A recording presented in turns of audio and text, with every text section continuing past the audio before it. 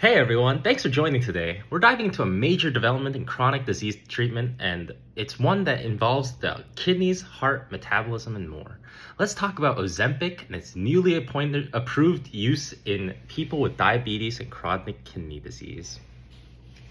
So as of January 2025, the FDA finally approved Ozempic, which was a drug initially used for type 2 diabetes to also help treat complications related to chronic kidney disease.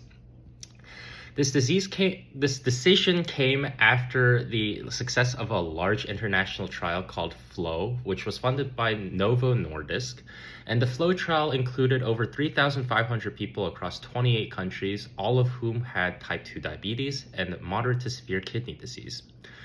The results were so promising that the trial ended early in October of 2023, and patients receiving semaglutide, which is the active ingredient in Ozempic and other other semaglutide injections, had overall a 24% lower risk of death from kidney or cardiovascular events and an 18% lower risk of a major cardiovascular event, along with a 20% lower risk of death from any cause in general.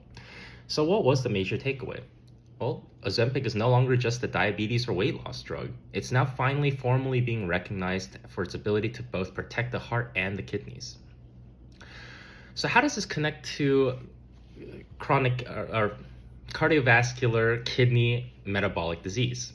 Well, CKM, which is what cardiovascular kidney metabolic disease stands for, is a group of interconnected conditions that often appears together, and they often also make each other worse. For example, type 2 diabetes can damage small blood vessels in the kidneys, which leads to chronic kidney disease. And at the same time, both high blood sugar and kidney dysfunction increases the risk of heart disease. This creates a dangerous cycle that's often hard to break. And two major comorbid conditions that are often linked to CKM are hypertension and inflammation-related diseases. Hypertension tends to add more pressure onto the kidneys and the heart, and as kidney function declines, blood pressure can rise, which speeds up damage to both organs simultaneously. Ozempic helps by lowering the blood sugar and thus promoting weight loss, which can then, by extension, reduce blood pressure and the strain on the kidneys. Chronic inflammation is also another key player in the development of comorbid conditions, as people with diabetes often have elevated levels of inflammatory markers like CRP and cortisol. This persistent inflammation contributes to insulin resistance, blood vessel damage, and even fatty liver disease. Semaglutide has been shown to reduce the systemic inflammation, which may be one of the reasons why it improves overall outcomes beyond just glucose control. Semaglutides work by mimicking a hormone called GLP-1, which regulates appetite, insulin secretion, and blood sugar levels. And by doing this, it helps the body better manage energy, slow disease progression, and ultimately reduces complications across multiple organs, which makes it a true multi-systemic approach. So ultimately, who benefits from this? Well, initially, first and foremost, it's going to be adults with type 2 diabetes, as well as early or moderate chronic kidney disease. Second, the millions of people who are at risk of progressing into full-blown CKM diseases, and which is common in aging populations as well as communities with limited healthcare access.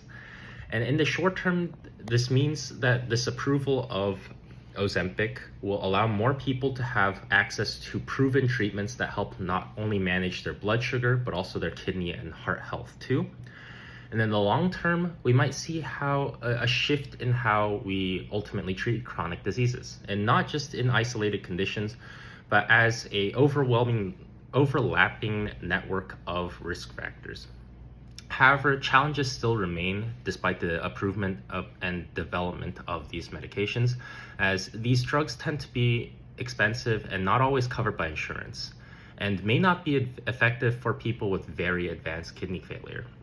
Still, the potential is ginormous, as GLP-1 medications could change the standard for care for people living with multiple comorbidities. And so to wrap things up, Ozempic's FDA approval for chronic kidney disease in people with diabetes is more than just an expanded label. It's a sign that our approach to chronic disease is evolving. The FLOW trial shows that addressing metabolic health can protect both the heart and the kidneys. And ultimately, what can we do as the audience as well as future healthcare providers? Well, we can stay informed about new treatments such as the GLP-1 drugs. We can support policies that expand access to affordable medications, and we can advocate for cardiovascular, kidney, metabolic disease screening and prevention, especially in the more vulnerable communities. And looking ahead, will semaglutide be approved for even more different conditions? And could we see even fewer specialty silos in medicine and more integrated care? These are relatively big questions worth exploring. Anywho, thanks for tuning in this week and stay curious. We'll see you next week. Bye-bye.